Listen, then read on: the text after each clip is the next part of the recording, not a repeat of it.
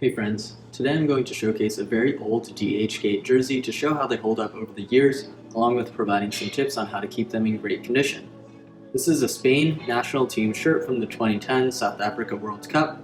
As of making this video, the shirt's approximately 12 years old. I ordered the shirt about halfway through the 2010 World Cup because of how amazed I was by David Villa and the Spain national team's style of play, and ordering through DHGate was the obvious choice for me because it was so much cheaper than buying the real thing once Spain started doing well in the tournament. Let's start with the biggest areas where the shirt has worn down. The most obvious area of wear is how the right sleeve patch is completely gone. You can't even tell that there used to be anything here, but when it came originally, there was a sleeve patch here. Additionally, the lettering on the collar of the neck is also completely gone, and so is a lot of this light lettering on the inside, though I'm not as concerned about this.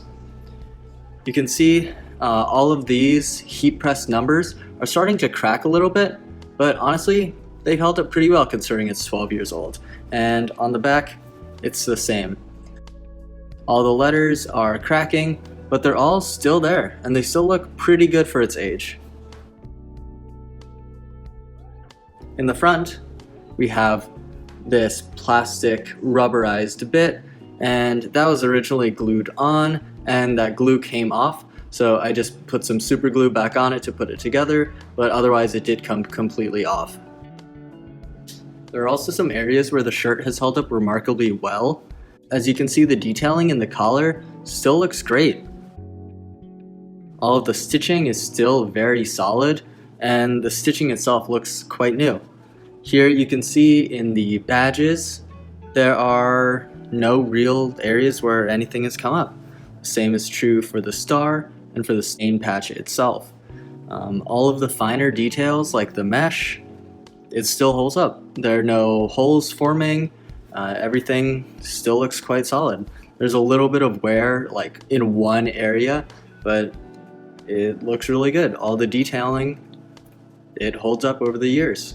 Honestly, the spidering in the letters, not even that bad considering its age. Keeping jerseys in excellent condition is really just a matter of taking care of them from the get-go, and there are a couple things that DHGate jerseys really need so that they can stay in as good of condition as possible for as long as possible. The first and most obvious thing you can do is to wash it inside out on cold, preferably a delicate cycle if that's something that you can do. The worst thing you can do is to dry it on a really hot cycle, which will cause the letters to crack and start to peel off. With all of the numbers being heat pressed on, it's important to make sure that you're not using a hot cycle, otherwise those letters will come off. The same thing applies for drying the shirt. The best thing you can do is to just take it out and air dry it.